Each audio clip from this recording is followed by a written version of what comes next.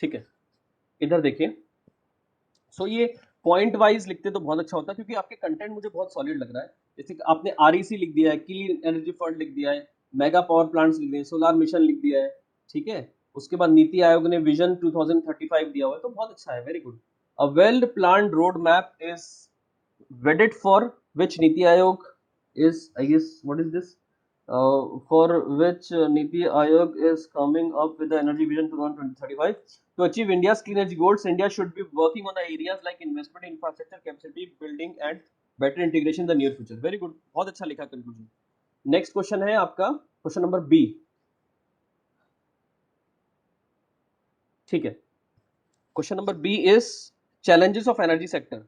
Policy के challenge, accessibility का challenge, infrastructure challenge, economic challenge, external challenge. आप सभी देख रहे हैं ये 5 पॉइंट्स के सब डायमेंशन है, विच इज वेरी नाइस। ठीक है, बट अगर हम इसको थोड़ा सा छोटा करके यहाँ पर एक लाइन छोड़ देते, यहाँ पर एक लाइन छोड़ देते, है ना, ये तो आपने छोड़ा है, वेरी गुड। यहाँ पर भी थोड़ा लाइन छोड़ देते और यहाँ कोशिश करते कम लिखे आप, कंक्लूजन छोटा भी हो सकता है। Major transformations are underway in global energy sector. India needs to ensure long-term planning to ensure universal energy, right, access in meeting its commitment under Paris Agreement, sustainable, inclusive growth. ठीक है, अलग ही level चल रहा है आपका, सही, बढ़िया है, चलिए, है ना, नाइस, अच्छा लिखा आपने, nice words. Upendra ji, green rating for integrated habitat assessment rating systems for green building by TERI, hotspot for geothermal, ठीक है, vegetable plants manure। अगर आप सिर्फ ये लिखते तो भी चलता। ट्रांसस्टेरिफिकेशन। हाँ हाँ हाँ, अगर आप ये भी लिखते तो भी चलता है, ठीक है, सिर्फ आप, ठीक है, बाकी ठीक है। गौरव माइक बंद करो। Harnessing wind energy from wind farms in water bodies, oceans, lakes, etc. Gujarat coast, very good. Process by which organic material is converted into microbilly to biogas in the absence of oxygen, ठीक है, ये भी ठीक है, ये भी ठीक है, बढ़िया, ठीक है। Energy harnessed, question number 1, tidal energy input, rise and fall of waves, ठीक है, by drive shaft, the generators, high tide, low tide, इसको इग्नोर कर सकते थे आप। इसी को अगर आप ऐसा बनाते ना, अगर ये ऐसा बनता, देखिए बताता हूँ कैसे बन सकता था ये। पहला आता हाई टाइड, ठीक है, ocean to land,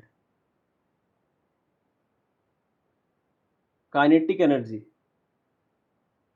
of water, फिर लिखते लो टाइड, सभी के लिए ये लैंड टू ओशियन और काइनेटिक एनर्जी ऑफ वाटर। तो ये बहुत सरल तरीके से समझ में आ जाता है, ठीक है। और इन बिटवीन एक बैराज बना के वाटर को इंपाउंड करके यहाँ पर टरबाइन लगा के हम इसका यूज करते हैं, ठीक है। बाकी इसकी आवश्यकता नहीं थी, ये ठीक लिखा आपने, very good. Turbines turn generators to produce electricity, ये भी थोड़ा ठीक लिखा है। बाकी ओके, इस क्वेश्चन को और सभी आप सभी प्रैक्टिस करिए इसको, सारी जितने भी आपके विंड मिल कैसे काम करता है, ओशन थर्मल एनर्जी कन्वर्जन कैसे काम करता है, जियो थर्मल कैसे काम करता है, इसके आपको लिखना जरूरी है ना, 5 मार्कर के लिए। How can we conserve energy, तो कंजर्व एनर्जी के लिए स्टैंडर्ड लेबलिंग करेंगे, ईसीबीसी की बात सुनेंगे, कमर्शियल बिल्डिंग बनाते वक्त turning of light fan, energy efficient appliance use करेंगे, स्टार रेटिंग वाले स्कीम्स का फायदा करेंगे, बहुत बढ़िया। टेरी के बारे में लिखना था, 74 headquarter new Delhi, global think tank field of energy, conduct research in the field of energy, research work, ठीक है, ग्रह और LABL, ठीक है भाई। और ये क्या है अगला, 4 जनरेशन हो गई, ठीक है। विंड पावर पोटेंशियल है हमारा, ठीक है। अब देखो यहाँ पर दोनों टर्म्स आप एक जैसे लिखे ना, वैसे इससे ज्यादा पोटेंशियल है, है ना, 45 से ज्यादा पोटेंशियल है, 65 है, 60 है, 60, इसका पोटेंशियल 60, तभी तो हमने रिन्यूएबल एनर्जी के टारगेट्स के अंदर 60 गीगावाट लिया हुआ है ना। तो यहाँ आपने मेगावाट लिखा है, यहाँ आपने गीगावाट लिखा है, दोनों को एक जैसा लिखे आप। फेवरेबल साइट्स कोस्टल रीजन है, गुजरात, कोंकण, तमिलनाडु। विंड एनर्जी के लिए हमारा इंडिया जो है, इंडिया के जितने भी कोस्टल रीजन है, ठीक है, ये जितना भी रीजन है, ये वाले साइट्स हमारे विंड। केरला नहीं करना है, केरला के ऊपर करना है, क्योंकि Kerala is the land between sea and mountains with heavy, like, सुना ना आपने चेरापुत्र, वो जो आप चेरा चोला पांड्यास पढ़ रहे थे, the land between sea and the mountains, Keralaputra कहा जाता था, चेरापुत्र कहा जाता था। So the thing is, Kerala के ऊपर से जितना भी एरिया सारा का सारा, ये वाला एरिया थोड़ा सा सेंटर पार्ट को भी कवर करते हुए, ये मेजर विंड मिल के लिए हमारा फेवरेबल प्लेस है इंडिया का, ठीक है। चलिए आगे बढ़े। नेक्स्ट इट्स अ, अच्छा ये क्या है आपका question, geothermal energy. It's a thermal energy generated through natural hot spring in the, not necessarily hot spring, hot spring भी हो सकता है या फिर जमीन के नीचे की गर्मी को हम यूज कर सकते हैं, दोनों तरीके होते हैं। पोटेंशियल आपका 10 गीगावाट का है इसका। Geothermal is mainly located in Himalaya, hot spring, उगा वैली, हिमालय के साथ साथ छत्तीसगढ़, मध्य प्रदेश के अंदर सोनाटा, इवन साउथ के अंदर कर्नाटका के कुछ थोड़े बहुत क्षेत्र हैं, 2-3 रिवर्स के आसपास का रीजन है, वहां पर हम इसको देखते हैं। Next is ISA. तो आईएसए ठीक है, एम, मुझे इसके बाद वाले पॉइंट में इंटरेस्टेड है। ओके, ये contribution, promoting clean energy, approved private and public sector, preparing a vision, one sun one world one grid, very good, ये आना चाहिए सबके इसमें, one sun one world one grid, अच्छा लिखा है। Increasing share of renewable energy, open access to nations. भाई देखो इसमें दो चीजें लिखो, एक तो जो एग्जिस्टिंग चीजें हैं उसको बढ़ा रहा है, जैसे नेशनल सोलार मिशन है उसको बूस्ट कर रहा है, इंडिया को ग्लोबल लीडर बना रहा है, और रिन्यूएबल एनर्जी पे लोगों का फोकस लेके आ रहा है। यूएन के बाद दूसरा सबसे बड़ा अलायंस है ये आईएसए, 124 120 से ज्यादा लोग हैं, 124 122 है, मुझे एग्जैक्टली याद नहीं आ रहा, 120 प्लस है। सो इसमें ये सारी चीजें भी आप ऐड कर सकते हैं ना। इसके अलावा alternative sources of energy, government initiative, question क्या था ये, इसको थोड़ा छोटा करिए, ये जो है ये यहीं तक खत्म हो जाना चाहिए, ये वाली जो कहानी यहाँ चल रही है इसको आप यहीं तक खत्म कर लीजिए।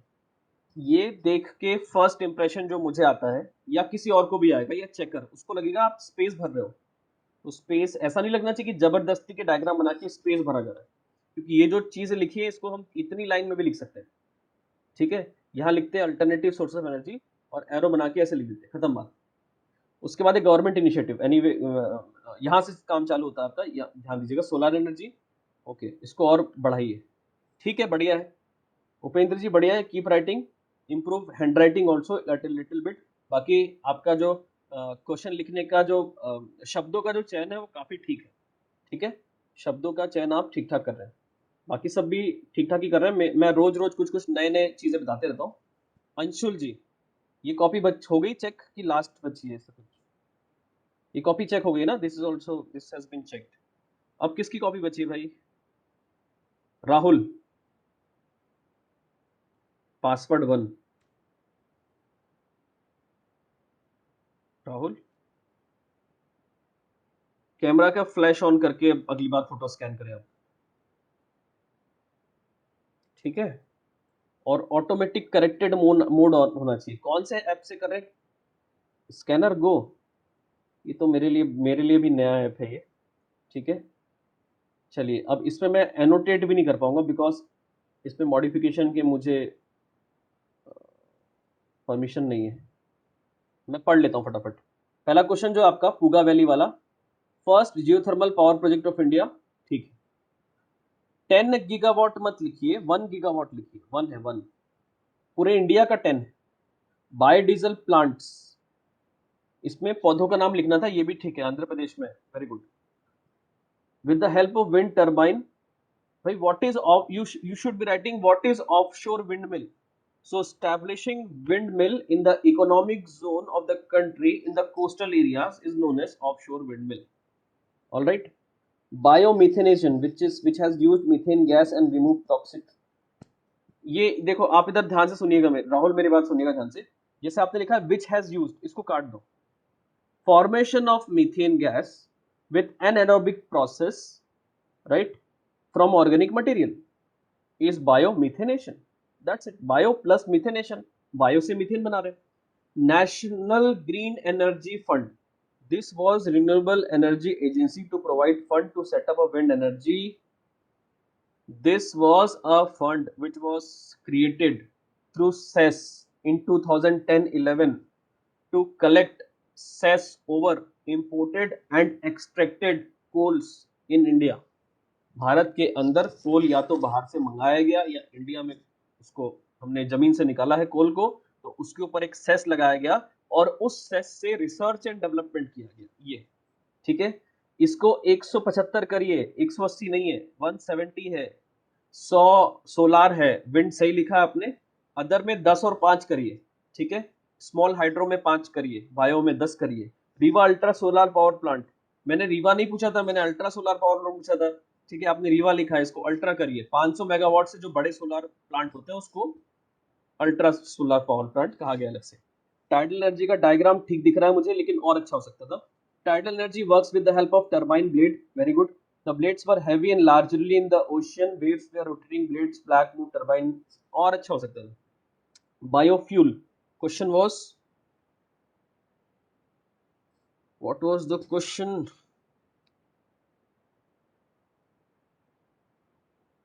ओके, ये 3 मार्कर है। बायो, कौन सा क्वेश्चन है ये भाई? ये वाला क्या क्वेश्चन है? बायोफ्यूल क्यों लिखा आपने, पूछा बायोफ्यूल? बायोफ्यूल मुझे तो नहीं मिल रहा। चलिए, तो बायोडीजल प्लांट्स, 5 मार्क्स का कौन सा क्वेश्चन है? बायोफ्यूल, अच्छा अच्छा, generation, okay, sorry sorry sorry, generation तो 4 जनरेशन है ना, सिंपल सा फंडा है, 4 जनरेशन होती है बायोफ्यूल की, एकदम याद है, बस कुछ रट लो, 4 जनरेशन बायोफ्यूल। ऐसी क्वेश्चन आएगा जब आप पढ़ोगे, क्या पढ़ोगे? बायोटेक्नोलॉजी, तो एक क्वेश्चन आएगा कलर्स ऑफ बायोटेक्नोलॉजी, कलर्स, तो वो भी ऐसी कलर सबके अलग अलग याद कर लो। चलिए, status of wind energy, status of wind energy में डायग्राम बनाने की आवश्यकता नहीं थी, और ये आपको सिर्फ और सिर्फ 9 लाइन का आपका स्पेस है, ये जो स्पेस है सिर्फ 9 लाइन की आपकी क्षमता है, इससे ज्यादा नहीं लिखना है। तो आप क्या करें, डायग्राम हटा दीजिए इसमें से, बाकी चीजें और बता दीजिए, ठीक है। इंडिया की चौथी पोजीशन आपने ठीक लिखा है, टारगेट भी ठीक लिखा आपने, 55 गीगावाट नहीं किया है इंडिया ने जनरेट, है ना, 38-39 किया हुआ। Geothermal energy related to heat and steam, geothermal energy was set up a very heavy industries installation, BHEL Bhopal was heavy turbine blades to use geothermal। ये पॉइंट मुझे मजा नहीं आया, ठीक है, ये पॉइंट वेग लग रहा है थोड़ा सा। उसके बाद मैनी चैलेंजेस एनर्जी सेक्टर, ये भी ठीक नहीं है ना, थोड़ा सा पढ़िए और थोड़ा अच्छे से और लिखिए, ठीक है राहुल।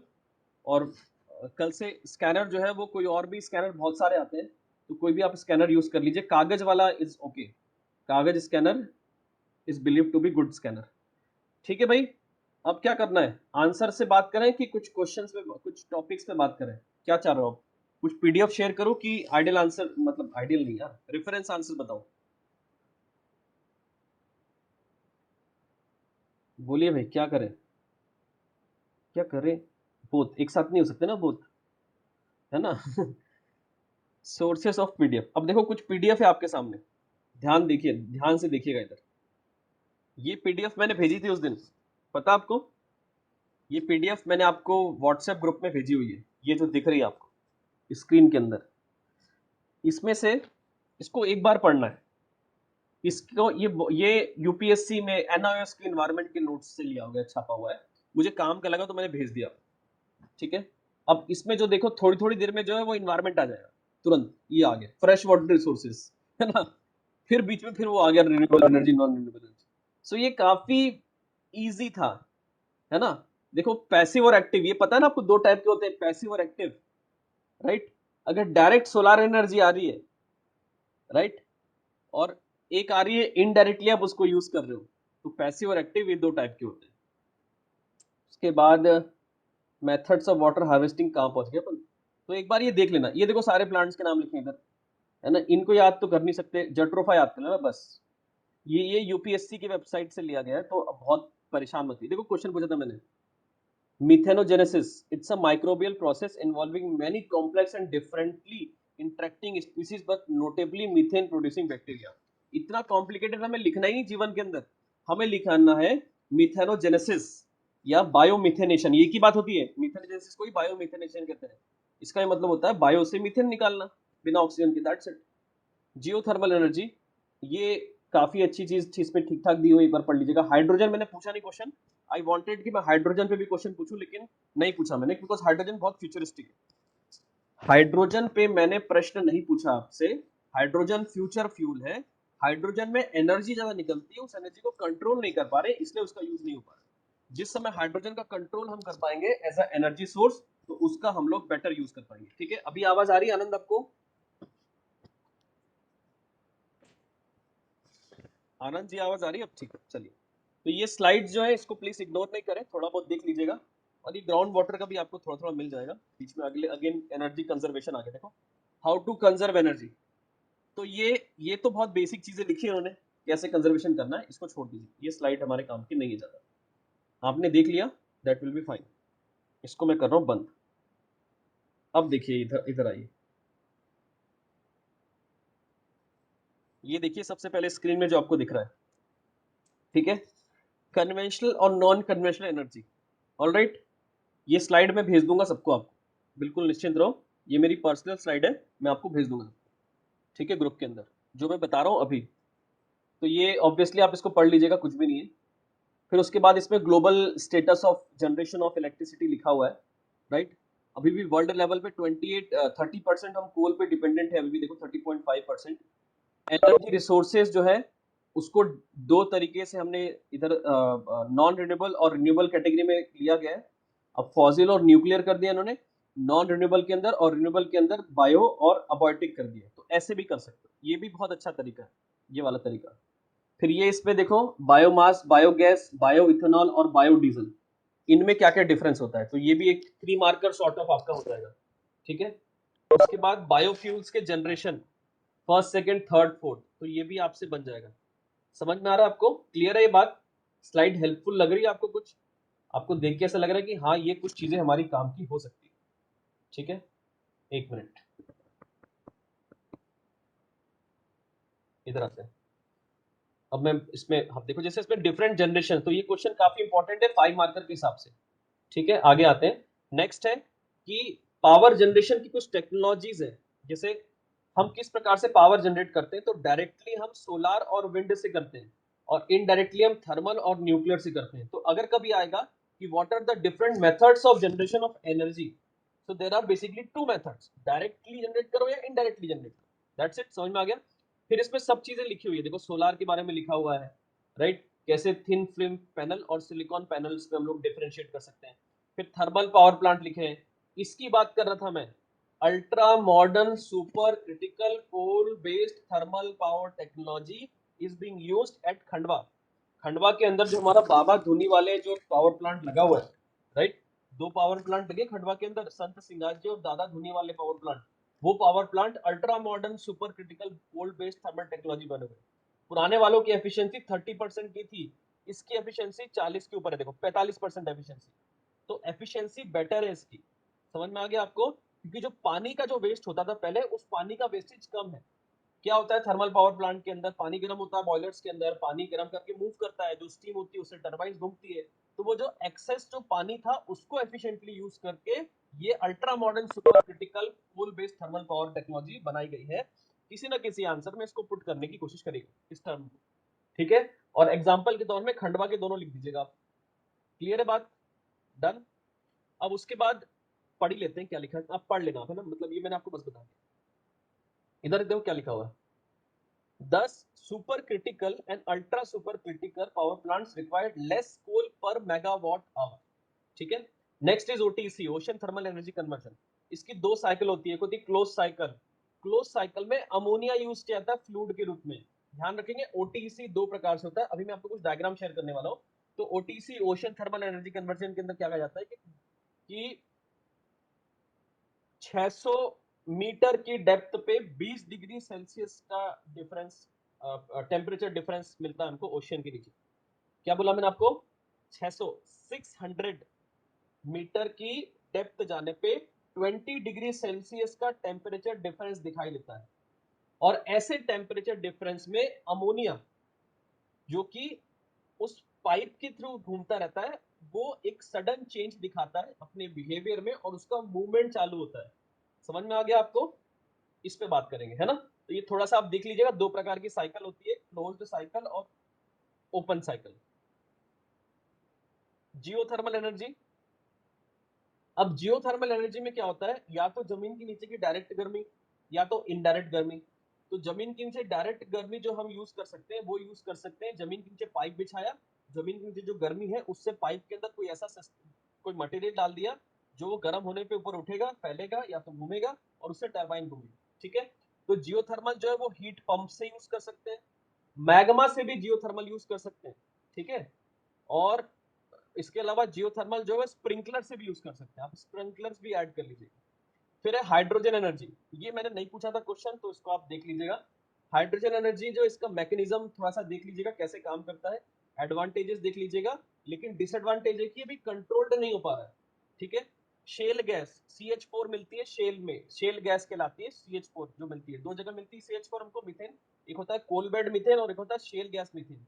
तो शेल गैस मीथेन जो होती है वो सेडिमेंट्री रॉक्स, कहीं लिखा होगा देखो नीचे, सेडिमेंट्री रॉक्स के अंदर फंसी हुई होती है गैसेस, राइट, और यहाँ से गैस भी निकलती है। तो दो तरीके देखो है, एक शेल गैस और एक कोल्ड बेड मीथेन, दोनों तरीके से आपको नेचुरल गैस मिलती है, ध्यान रखिएगा।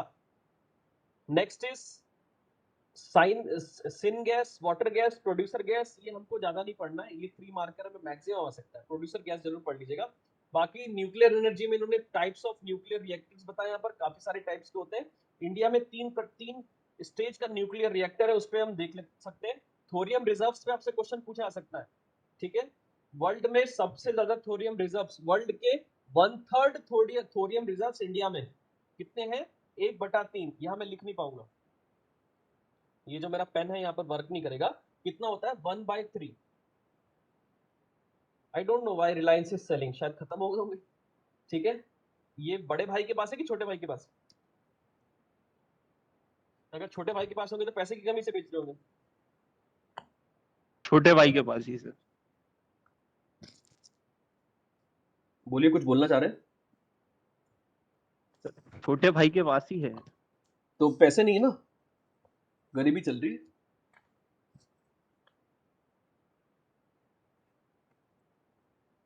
चलिए ठीक है, ओके, इधर आ जाते हैं, ये सब छोड़ दीजिए, इधर आ जाइए। This is very important topic, environmental pollution. अब ये इन्वायरमेंटल पॉल्यूशन आपको 2 यूनिट के बाद फिर मिलेगा जब आप इन्वायरमेंट का टॉपिक पढ़ेंगे तो। ठीक है, तो ये ध्यान दीजिएगा, इसके अंदर थर्मल के क्या क्या पॉल्यूशन, ये क्वेश्चन भूल गया यार मैं पूछना, थर्मल, न्यूक्लियर, राइट, इन सबका वेस्ट मैनेजमेंट। तो इसको बहुत ध्यान से एक बार रीड आउट कर लीजिएगा।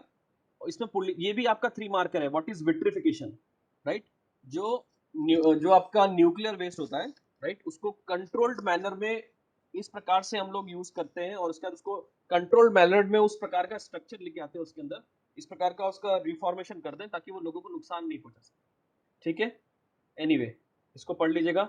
बाकी है एनर्जी का ट्रांसमिशन और डिस्ट्रीब्यूशन, उसमें क्या क्या चीजें होती है, what is transmission, how it is done, distribution और ग्रिड सिस्टम क्या होता है। ठीक है, स्टोरेज कैसे कैसे कर सकते हैं, ग्रिड्स क्या होते हैं, smart grid, software aided smart grid, 3 marker में आएगा व्हाट इज स्मार्ट ग्रिड। ठीक है, तो स्मार्ट ग्रिड जो होता है वो स्मार्ट होता है तो एनर्जी का उसमें लॉस कम होता है। ठीक है, वो जनरली ऑटोमेशन के थ्रू काम करता है तो उसमें एनर्जी लॉस काफी ज्यादा कम होता है, ये आप लिख सकते हैं। मैक्रो और माइक्रो और नैनो ग्रिड्स नहीं पूछेंगे आप, ठीक है, एमपीपीएससी का लेवल नहीं है। उसके बाद अवेलेबल कुछ छोटे छोटे टर्म्स हैं, राइट, इंडिया एनर्जी मिक्स क्या है, चैलेंजेस क्या है इंडिया के अंदर, तो देखो ये कुछ बेसिक चैलेंजेस हैं जो समझ में आ जाएंगे आपको, और ये कुछ डेटा वेटा पार्ट है, गवर्नमेंट की पॉलिसीज हैं, ये भी आप इसमें से ऐड कर लीजिएगा। दैट्स इट, इंपॉर्टेंट था ना, ये वर्थफुल था, ये वाली चीज क्लियर है, ये पीडीएफ जो है मैं आपको शेयर कर दूंगा। अब दूसरी चीज देखते हैं, एनर्जी के डायग्राम्स। इधर देखिए, ये डायग्राम मैंने 2017 में या 18 में, आई एम नॉट श्योर, 17 या 18 में एक क्लास में डिस्ट्रीब्यूट करे थे। ठीक है, और उसका एक कॉपी मेरे पास रखी हुई थी, तो वही मैं आपको बता रहा हूँ। तो ये पहला है लेआउट, गौरव के पास भी पहुंच गए, देखो गौरव है ना, आंसर क्यों नहीं लिखे आज? ठीक है, इधर देखो। तो ये जो है, ये डायग्राम जो है ना, आई डोंट रिकमेंड कि आप ऐसा बनाएं। आप इसको ब्लॉक्स में बनाइए। समझ रहे मेरी बात को? आप इसका ब्लॉक डायग्राम बनाइए तो ज्यादा इफेक्टिव होगा। कैसे ब्लॉक बनाइए आप? कि ये यहां से ब्रेन वॉश क्या हो रहा है तुम्हारा? ब्रेन वॉश हो कि तुम विदेश जा रहे हो? तो ये ब्लॉग्स बनाइए, है ना। ये मैं इसमें बना नहीं पा रहा हूँ, मुझे बहुत दुख हो रहा है और बहुत कठिनाई महसूस हो रही है यहाँ पर लिखने में इस ऐप के अंदर। ठीक है, एनीवे उसके बाद ये तो छोड़ दीजिए, तो मैं क्या ही बताऊँ आपको। यहाँ डैम है, डैम से यहाँ पानी का वाटर फ्लो हो रहा है। यहाँ पे वाल्व से हम लोग मैनेज कर रहे हैं, टरबाइन है, एक्स्ट्रा वाटर नीचे जा रहा है और बिजली का उत्पादन ऊपर हो रहा है। खत्म बात। इधर आ जाइए, देखिए ये होता है, इसको बोलते हैं हब। क्या कहते हैं ये? This is hub. तो ये हब की हाइट जो है ना, हब की हाइट जमीन से कितनी होनी चाहिए? 50 मीटर और 80 मीटर। इंडिया में 3 प्रकार के असेसमेंट किए गए विंड मिल को लेकर, 50 मीटर, 80 मीटर और 100 मीटर। 50 मीटर में कितनी हवा चल रही है, 80 मीटर में कितनी हवा चल रही है और 100 मीटर में कितनी हवा चल रही है। ये 3 चीजें याद रखिएगा, ठीक है। लेकिन इंडिया में जो विंड मिल लगाए जाते हैं वो 50 मीटर और 80 मीटर में काफी लगाए जाते हैं। और सबसे ज्यादा विंड मिल इंडिया में अगर कोई लगा रहा है अभी, तो उसका नाम है Suzlon company, SUZLON, Suzlon private limited. देखिए पुणे की कंपनी, मुझे याद नहीं कहा कि सुजलॉन इंडिया प्राइवेट लिमिटेड, ये कंपनी का नाम है। वो सबसे ज्यादा विंड मिल पीपी के थ्रू इंडिया में लगा रही है। ऑलराइट, तो विंड मिल का डायग्राम भी आप इजीली तरीके से बना सकते हैं, कुछ भी नहीं है।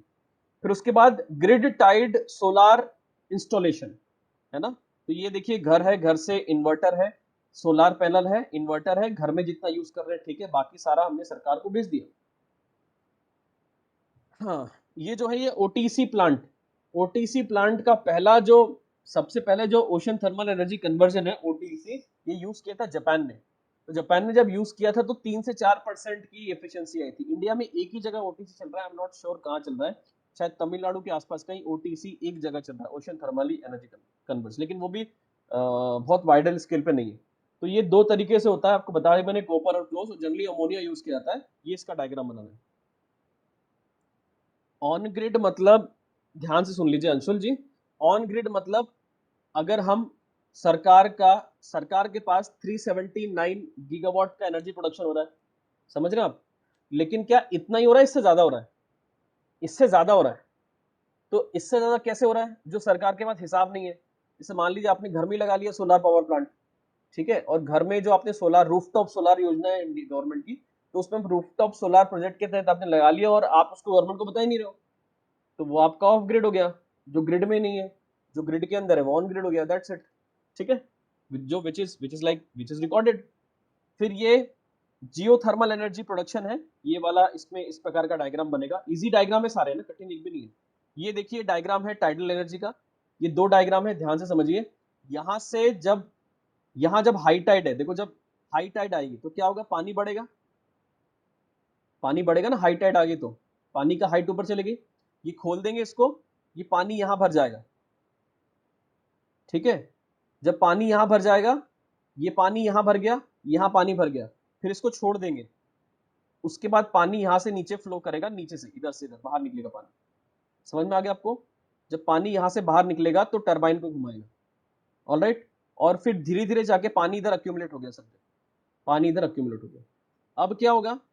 अब दूसरा जो होगा केस, उसमें ये होगा कि अब ये पूरा भर गया, ये पूरा भर चुका है और यहाँ का पानी नीचे चला गया है, लो टाइड हो गई, और फिर ये भरा है तो उससे वापस ये बैराज भरेगा, बैराज, बैरियर, और उसके बाद फिर ये इधर जाएगा, ठीक है।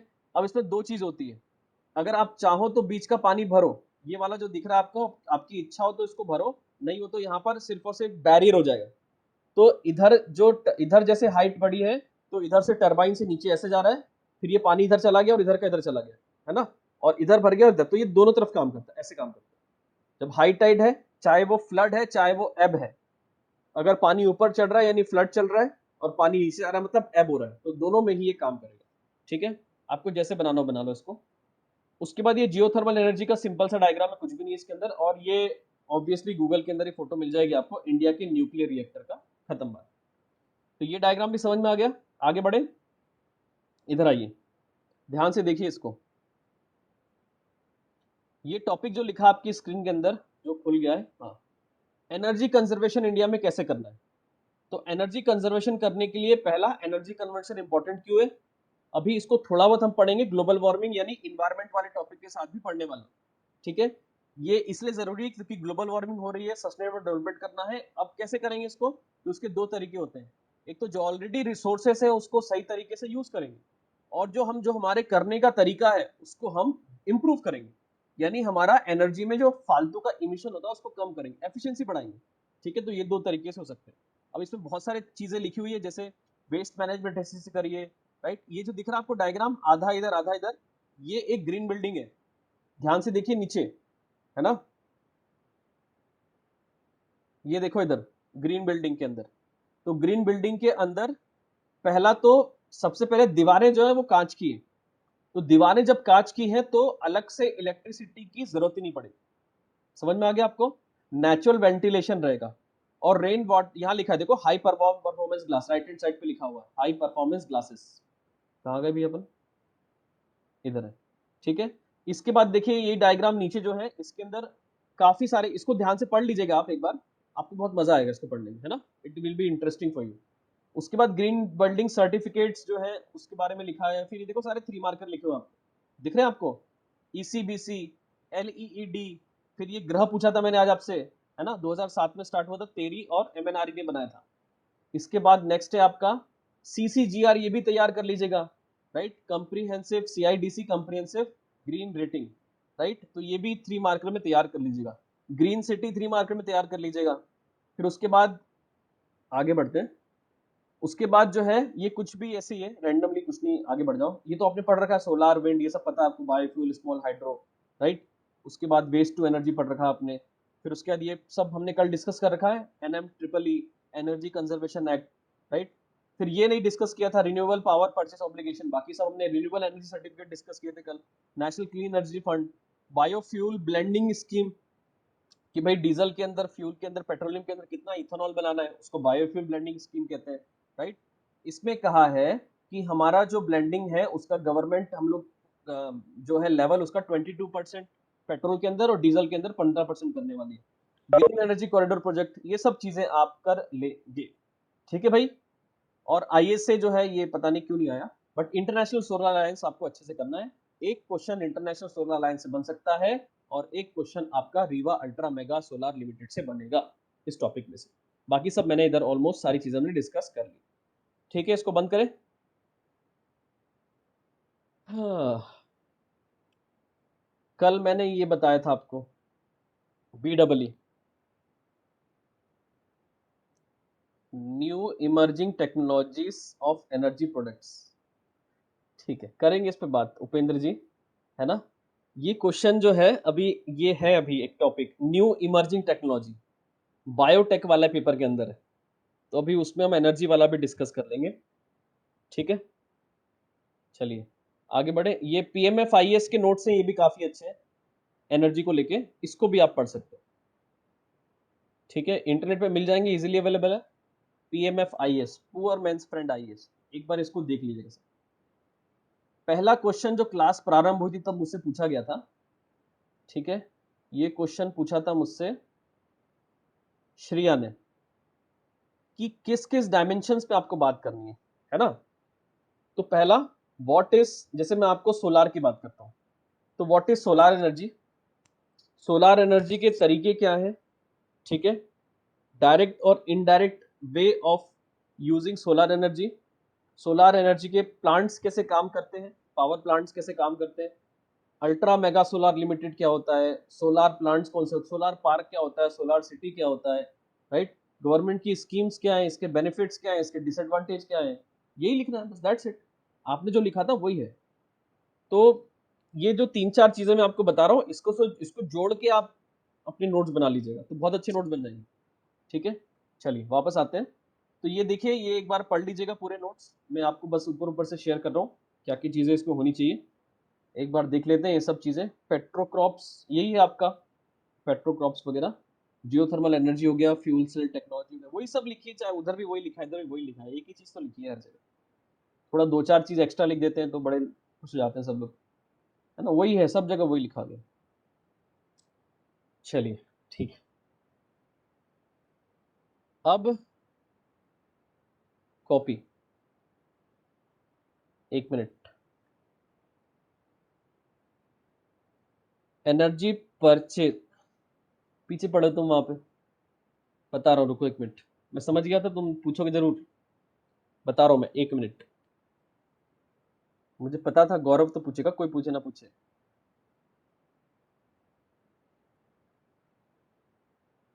कहाँ है लेकिन ये कंटेंट? मैंने डाउनलोड करा था, बताता हूँ मैं आपको, 1 मिनट रुक जाओ, वेट।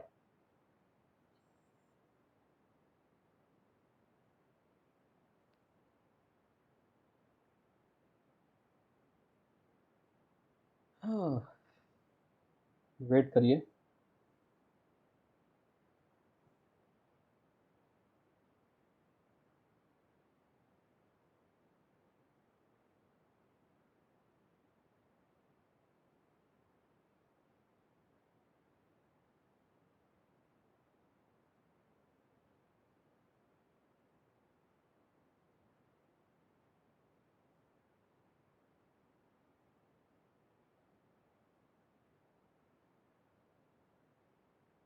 पता नहीं, मुझे मिल नहीं रहा है, बता रहा हूँ मैं, रुक जाओ 1 मिनट, है कहीं ना कहीं है।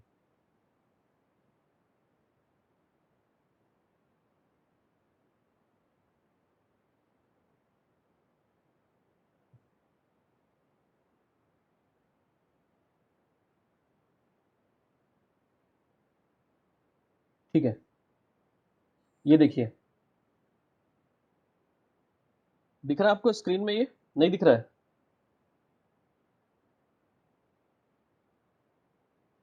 चलिए, एक जो आपका टॉपिक है, that is organisational structure for energy management, है ना भाई? ये टॉपिक जो है, ये एमबीए का टॉपिक है, और पता नहीं क्यों पूछा हुआ है ये, ठीक है? सो इसीलिए मैंने इसको इग्नोर कर दिया, क्योंकि ऑर्गेनाइजेशनल इंटीग्रेशन एनर्जी परचेस के अंदर कल मैंने आपको बता दिया, बताया नहीं बताया कल?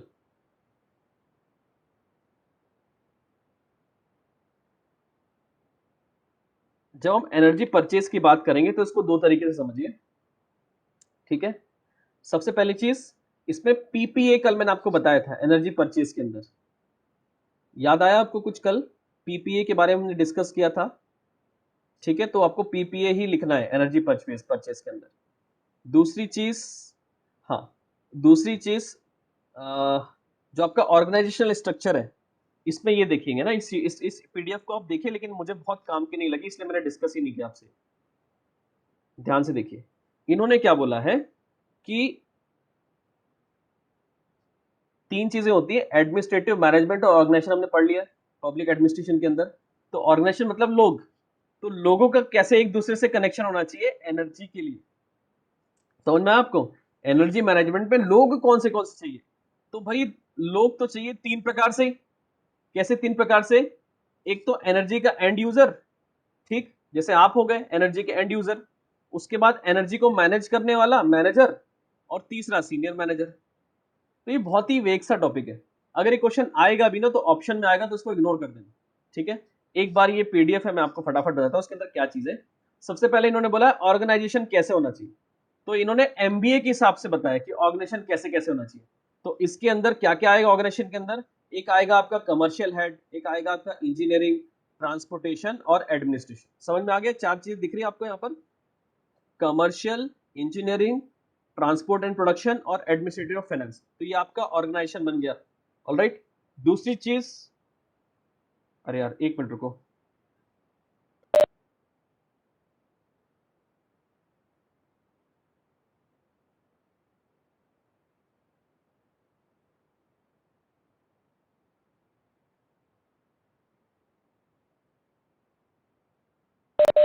ठीक है भाई, मैं दिखाई दे रहा हूँ आपको?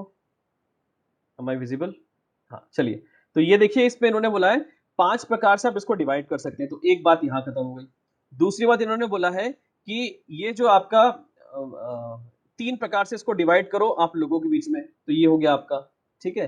फिर इन्होंने बोला है इसके बारे में कि ये टॉप मैनेजमेंट का क्या काम है, सबकी रोल्स एंड रिस्पॉन्सिबिलिटी हो गया। तो majorly energy management is a managerial function, इसलिए थोड़ा सा फेंकने वाला टॉपिक।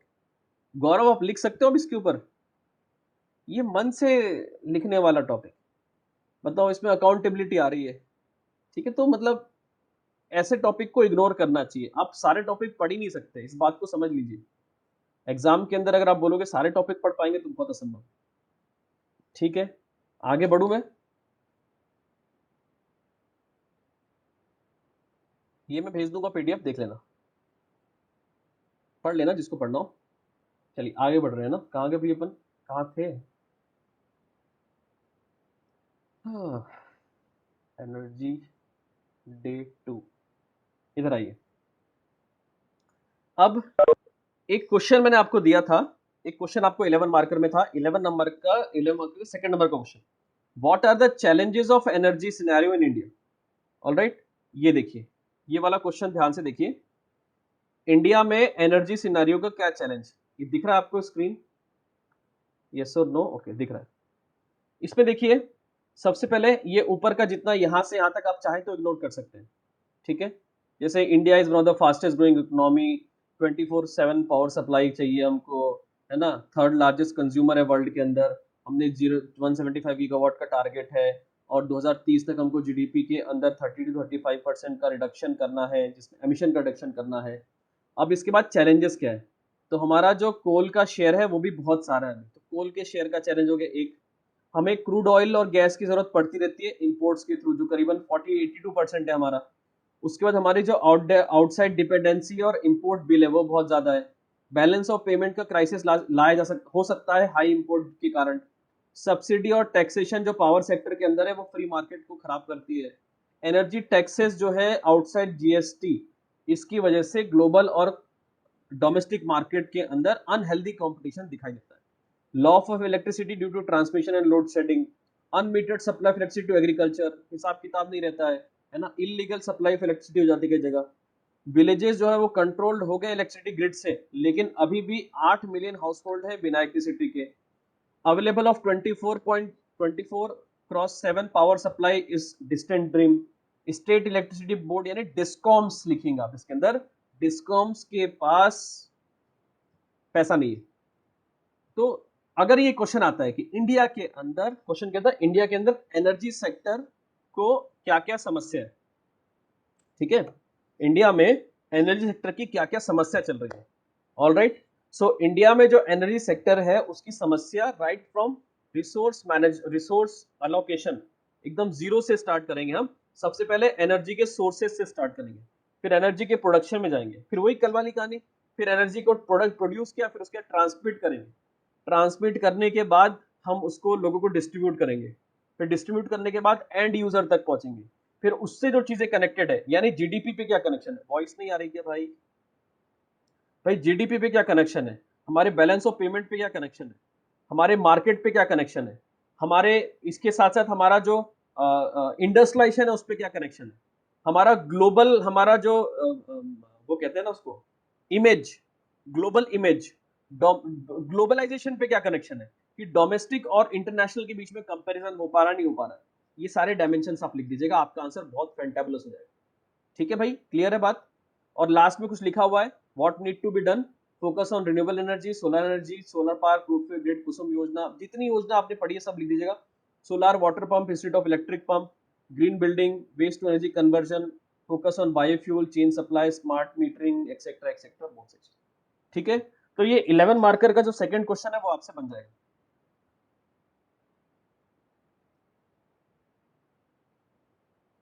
वेट,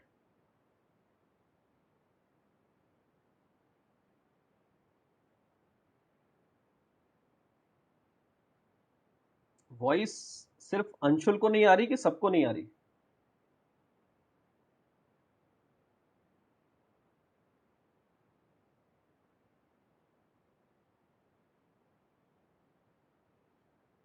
थम्स अप का कोई मतलब नहीं निकाल पा रहा हूं मैं, ठीक है। देखो आ तो रही है वॉइस, देखो कितनी बढ़िया एकदम क्लियर वॉइस आ रही है ना। तो अंशुल मतलब इसका ये मतलब है उधर भी वॉइस की समस्या हो सकती है ना, सिर्फ ऐसा तो नहीं है कि इधर से गड़बड़ है, उधर भी तो गड़बड़ हो सकती है। ठीक है, चलो कोई बात नहीं। तो कीर्ति जी ध्यान से सुनिए, मैंने क्या क्या पॉइंट्स बोले, मैं यहाँ पर आपको पॉइंट्स मेंशन कर रहा हूँ। तो मैंने आपको बोला है right from energy resources, energy के रिसोर्सेस, प्रोडक्शन, डिस्ट्रीब्यूशन, इसके बाद रिसोर्सेस, प्रोडक्शन, डिस्ट्रीब्यूशन, अरे ट्रांसमिशन पहले आएगा, सॉरी सॉरी, यहाँ ट्रांसमिशन लिखते हैं, ट्रांसमिशन, उसके बाद डिस्ट्रीब्यूशन, यूसेज, ये तो आप लिख लेंगे इतना, 5 पॉइंट हो गए। इसके अलावा हमारा जीडीपी पे क्या नुकसान है, हमारा इंडस्ट्रियलाइजेशन पे क्या नुकसान है, इंडस्ट्रियलाइजेशन, हमारा फाइनेंस कितना कनेक्टेड है इससे, इसका मतलब बैलेंस ऑफ पेमेंट एक्सेट्रा, ये सब चीजें कितनी कनेक्टेड है, हमारे ग्लोबल डिपेंडेंसी कितनी है, ये भी एनर्जी की समस्या है, ग्लोबल हम काफी 82% हमारा इंपोर्ट करते हैं, ग्लोबल डिपेंडेंसी आ जाएगी। इसके बाद हमारा कॉम्पिटिटिवनेस, मार्केट से हमारी कॉम्पिटिटिवनेस ग्लोबल मार्केट से, ये भी पॉइंट इसके अंदर आ जाएगा। ठीक है, अभी ठीक है, ये इतने पॉइंट्स शायद मैंने इससे एक दो ज्यादा ही बोले थे, बट मुझे इतने अभी वापस रिपीट करने पे आ रहे हैं। जीडीपी, इंडस्ट्रियलाइजेशन, फाइनेंस हो गया, ग्लोबल डिपेंडेंसी हो गया, कॉम्पिटिटिवनेस हो गया, रिसोर्सेज हो गया, प्रोडक्शन, ट्रांसमिशन, डिस्ट्रीब्यूशन, यूसेज। इसके बाद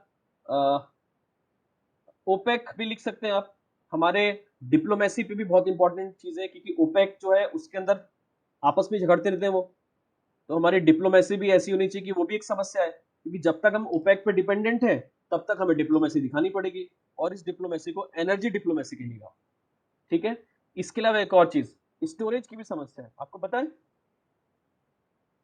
एक कंट्री है कोई, है ना, आपको अब मैं बचपन से कंफ्यूजन है मुझे ईरान और इराक में, आपको भी रहता होगा, किससे लिया था हमने, ईरान से बोला था कि इराक से बोला था कि भाई हम अपने यहाँ डिपॉजिट करके रहेंगे बहुत सारा तेल, और उसने भी मना कर दिया हमें इस साल, पता आपको कोरोना वाले टाइम में किसके साथ हुआ था, ईरान। ईरान के साथ ना, क्या किसी को ये केस पता है क्या पूरा का पूरा।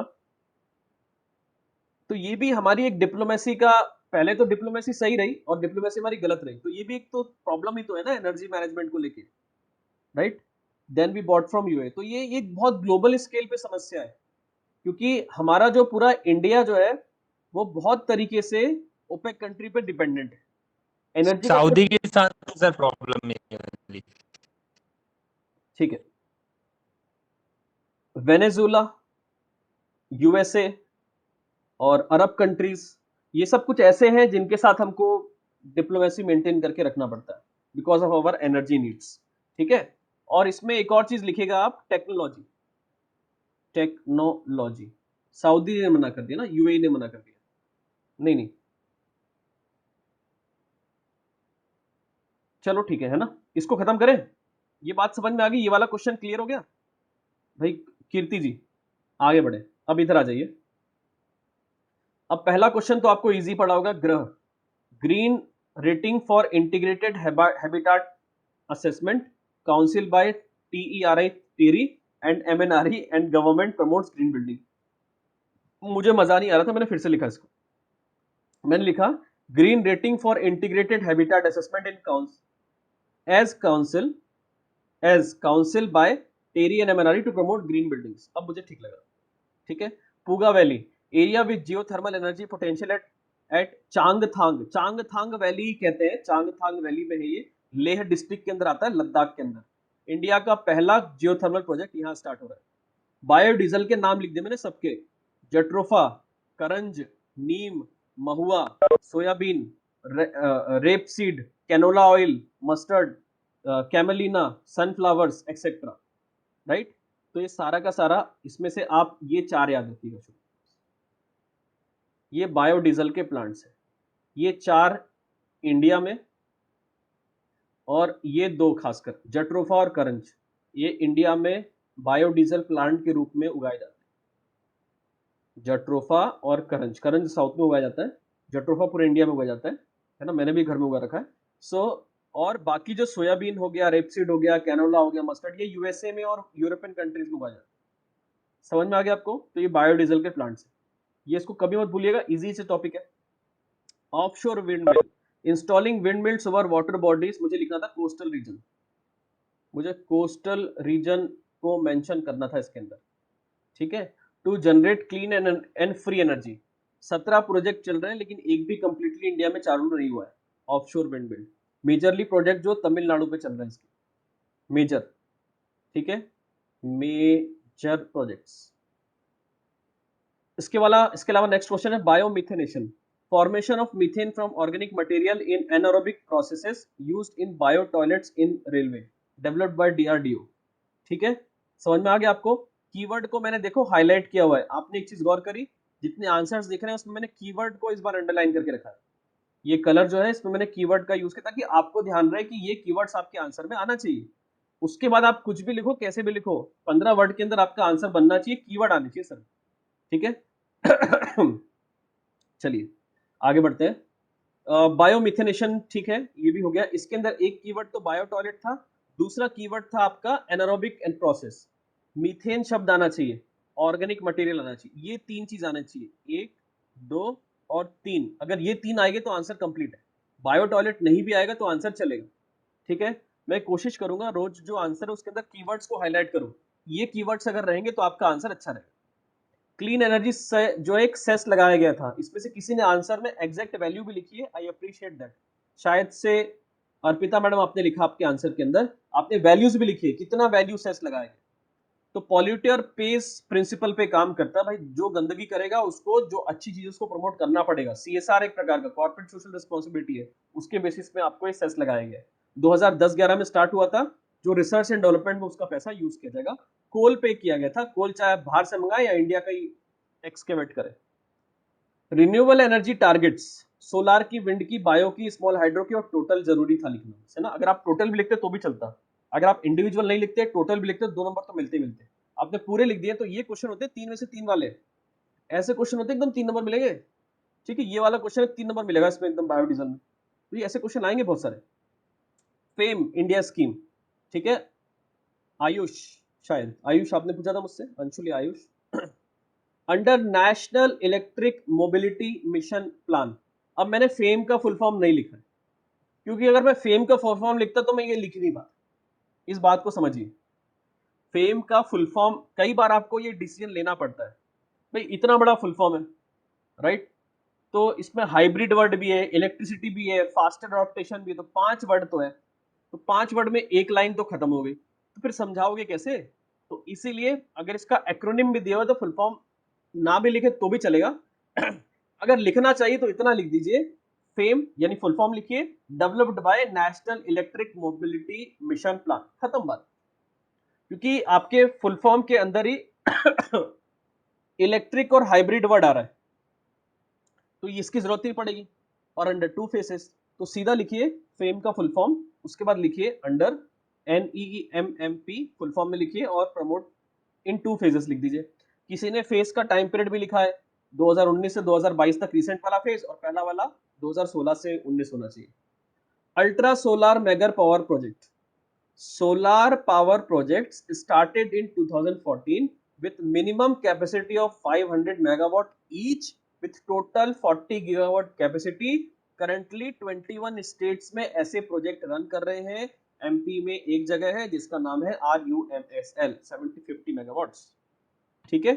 तो कीवर्ड में क्या आना चाहिए था, ये कीवर्ड है इसका सबसे इंपॉर्टेंट, 500 मेगावाट आना चाहिए। अगर आपने 2014 भी मेंशन कर दिया, 40 मेगावाट कर दिया, एक्सीलेंट। और आपने अगर एग्जांपल की भी जगह बना ली कैसे भी करके, रीवा को मत लिखिए, सिर्फ RUMSL लिखिए, RUMSL, Rewa ultra mega solar limited, तो भी समझ में आता, ठीक है भाई। तो ये क्वेश्चन हो गए सारे के सारे, क्लियर है बात। एनीवे आगे बढ़ते हैं। अब ये थोड़ा, ये आंसर मुझे मजा नहीं आया, इसको इग्नोर करें आप, इसको आप करिए इग्नोर, ठीक है। और इसको ऐसे मत बताइए, ब्लॉक डायग्राम्स में बताइए, ब्लॉक डायग्राम्स में इसको बताइए, ठीक है। 1 मिनट।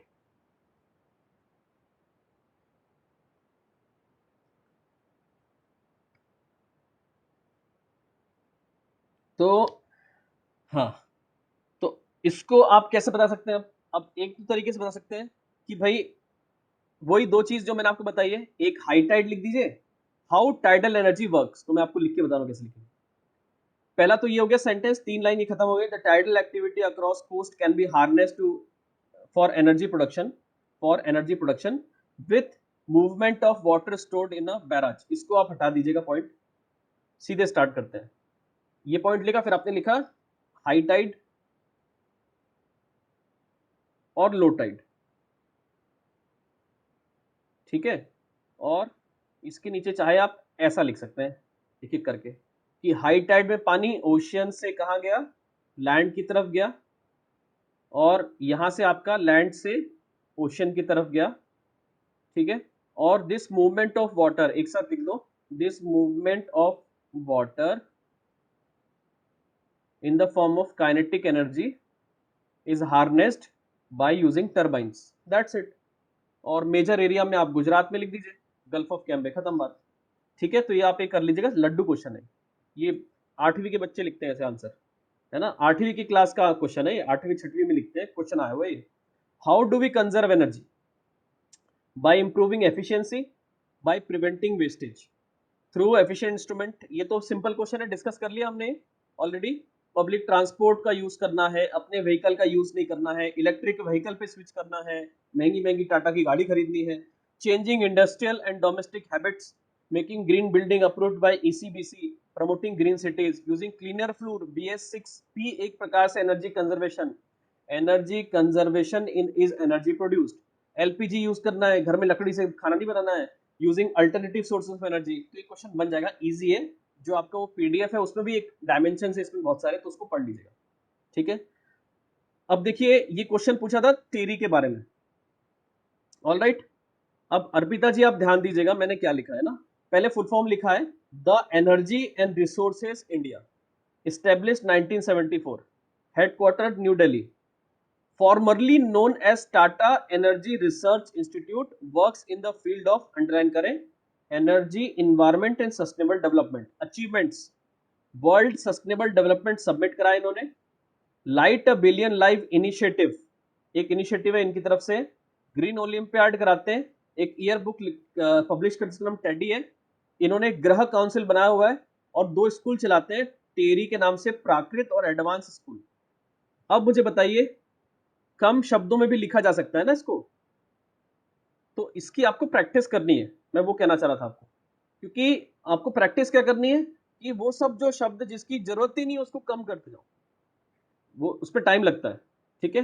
ये 4 जनरेशन वाला क्वेश्चन है, इजी क्वेश्चन है, वेरी इजी क्वेश्चन, इसको आप तैयार करें, है ना। जिन्होंने नहीं किया है उनको तैयार करिए, इसको मैं डिस्कस करके समय खराब हो जाएगा। What is the status of wind energy in India? Wind energy assessment is carried by national institute of wind energy in India. 4th largest, एक कीवर्ड ये है। इंस्टॉल्ड कैपेसिटी 38.7 गीगावाट, फरवरी 2021 का डेटा है। तमिलनाडु सबसे ज्यादा प्रोड्यूस करता है। पोटेंशियल इंडिया का 60 गीगावाट।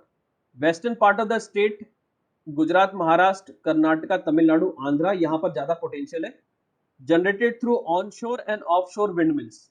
अब इसके साथ आप चाहें तो विंड और सोलार का जो इंटीग्रेटेड जो प्रोजेक्ट चल रहा है 2018 से, वो भी लिख सकते थे, तो स्टेटस के अंदर वो भी आ जाएगा, ठीक है। तो आपको हमको क्या करना है, हमको मुश्किल से 9 लाइन में आंसर लिखना है, 9 लाइन मिली है इसमें आंसर लिखना है। तो 9 लाइन के अंदर हमको maximum keyword with reduced grammar without using introduction conclusion, you have to write the answer in the very direct way, सीधे सीधे आंसर लिखना है, ठीक है। अगला क्वेश्चन है geothermal energy in India. The geological survey of India assesses the geothermal energy in India. Sites 350 से ज्यादा लोकेशन है इंडिया के अंदर, मेजरली पूगा वैली, लद्दाख, सुहाना हरियाणा के अंदर है, सोनाटा मध्य प्रदेश के अंदर। सोनाटा पता है सभी को क्या है? सोन, नर्मदा, ताप्ती, इसको सोनाटा कहते हैं तीनों को, सोन, नर्मदा और ताप्ती, MP के अंदर। फिर तातापानी करके छत्तीसगढ़ में जगह है, और कुछ साउथ में है तो उसको मैंने इग्नोर कर दिया। हमारा पोटेंशियल है 10 गीगावाट का। Recently Puga valley, Changthang got nod in recent 2021 की बात चल रही है, अभी कुछ महीने की बात है, पहले की बात है, got not to became first geothermal project in India, comma MNRE has plan to generate 1 gigawatt by 2022। खत्म बात, क्लियर है। अगला ये क्वेश्चन है, mention government initiative to promote alternative sources of energy. तो ये हमने कल डिस्कस कर चुके हैं हम लोग, ऑलरेडी कल हमने जितने भी चीजें डिस्कस करी अभी तक, जितने भी प्रोजेक्ट्स डिस्कस किए वो सारे लिख लीजिए। आनंद जी, सोनाटा मतलब क्या हुआ? रिवर सोन, रिवर नर्मदा और रिवर ताप्ती, है ना? भाई एमपी का क्वेश्चन आएगा तो अपन तो मैप बनाएंगे ही बनाएंगे, बिना मैप बनाए एमपी मजा कैसे आएगा? ठीक है, तो ये जो नर्मदा नदी जा रही है, ठीक है, ये जो आपकी सोन नदी जा रही है और ये ताप्ती नदी जा रही है, इसके आसपास का एरिया, ये वाला एरिया, ये वाला एरिया, ये वाला एरिया, ये जियोथर्मल के लिए इंपॉर्टेंट एरिया है मध्य प्रदेश का। ठीक है, चलो, यही और कुछ भी नहीं, इसी को सोनाटा कहते हैं, सोन नर्मदा ताप्ती, दैट्स इट। तो ये क्वेश्चन हमने ऑलरेडी डिस्कस किया हुआ है, जितने भी स्कीम से सारी फिट कर दो इसके अंदर, government initiative to promote alternate source of energy. फिर दूसरा क्वेश्चन अभी डिस्कस किया मैंने चैलेंजेस वाला, है ना? ये देखिए, मैंने चैलेंजेस वाला ये क्वेश्चन डिस्कस किया आपसे, और इसके कुछ कीवर्ड्स और की पॉइंट्स हैं वो मैंने पहले वाले पेज के अंदर आपके इसमें लिख दिए। ठीक है, और नेक्स्ट क्वेश्चन है व्हाट इज आईएसए, इसका कंट्रीब्यूशन क्या है अल्टरनेटिव सोर्सेज ऑफ एनर्जी की तरफ। ध्यान दीजिएगा, आईएसए जो था उसमें क्या क्या कीवर्ड आने चाहिए, उसके अंदर होना चाहिए क्या है वो, वन ग्रिड, वन एनर्जी, और एक और वन है इसमें, कौन सा वन है? फिल इन द ब्लैंक्स, मुझे याद नहीं आ रहा। 2015 में वर्ल्ड वर्ल्ड, धन्यवाद। तो 2015 में आईएसए बना है, गुरुग्राम में इसका हेडक्वार्टर है। ठीक है, 1 ट्रिलियन यूएस डॉलर का हमें टोटल जो है वो पैसा वर्ल्ड बैंक को आईएस ये सोलर एनर्जी के प्रमोशन के लिए लगाना है, ये इसका एक मेन उद्देश्य है। 2030 तक का इसका टारगेट दिया गया है। तो ट्रॉपिक्स के अंदर जो रहने वाली कंट्रीज है within the tropic, globe के अंदर, इस दो ट्रॉपिक्स के अंदर, ठीक है, ये वाली सारी कंट्रीज इसमें आएगी। यूएन के बाद सेकंड सबसे बड़ा है, ठीक है, और इसके बाद नेक्स्ट है, इसको रेटिफाई किया गया था तो पेरिस के अंदर ही 2015 में स्टार्ट हुआ था। तो पेरिस के अंदर दो चीजें हुई थी, एक आपका जो है, क्या हो रहा है, हाँ, एक जो है आपका इंडिया और फ्रांस, इन दोनों ने मिलके इसको प्रमोट किया था, राइट? इतनी चीजें हमें लिखनी है। इसके बाद हमें क्या लिखना है कि इस ये जो है इकलौता ऐसा इंस्टीट्यूट है जिसका हेडक्वार्टर इंडिया के अंदर है, तो ये भी आप इसमें लिखेंगे। और कुछ पॉइंट है जो आप इसमें लिख सकते हैं, जैसे दो तीन तरीके से। एक ध्यान रखिएगा, क्वेश्चन क्या था, contribution towards adopting alternative sources of energy. तो आईएसए से हुआ क्या है, इंटरनेशनल सोलर अलायंस से इंडिया को पहचान मिली है। इंटरनेशनल सोलर अलायंस से इंडिया की लाइक इंडिया कितना सीरियस है रिन्यूएबल सोर्सेज के लिए या अल्टरनेटिव सोर्सेज के लिए, ये पता चला है। ठीक है, इसके बाद इंडिया के ऑलरेडी एग्जिस्टिंग जो प्रोजेक्ट है उसको इंटरनेशनल फंड मिला है। ठीक है, इंडिया जो है इसके अंदर जो प्रोजेक्ट ऑलरेडी वर्क कर रहे हैं उसको स्पीड मिली, सोलार के साथ विंड को भी प्रमोशन मिला है। पिछले 2017 के बाद से विंड मिल में काम नहीं हो रहा है, पता है आपको? रिन्यूएबल एनर्जी में विंड मिल ऐसा सिस्टम है जो फेलियर है पिछले 4-5 साल से, 2017 के बाद कोई नए विंड मिल बने ही नहीं है। ठीक है, तो इसको ध्यान रखेंगे आप। नेक्स्ट चीज जो है, कुछ पॉइंट्स लिखे मैंने, इस क्वेश्चन के नहीं है, अलग से ध्यान दीजिएगा। जैसे हम इंडिया में करेंटली सोलार मिशन, इसको कुछ कुछ को इस क्वेश्चन में लिख सकते हैं, कुछ कुछ को लिखने की आवश्यकता नहीं। इट इज बूस्ट टू, ये बहुत जल्दी लिखा था मैंने, 2 मिनट के अंदर लिखा हुआ है। इट इज बूस्ट, 2 नहीं 5 मिनट लगे होंगे। It is boost to solar national mission, right? National institute of solar की R&D को स्ट्रेंथन मिला है। 100 गीगावाट का हमारा सोलार एनर्जी का हमारा एक टारगेट बना है। इससे सोलार रूफटॉप प्रोजेक्ट सृष्टि जो है उसको प्रमोशन मिला है, राइट?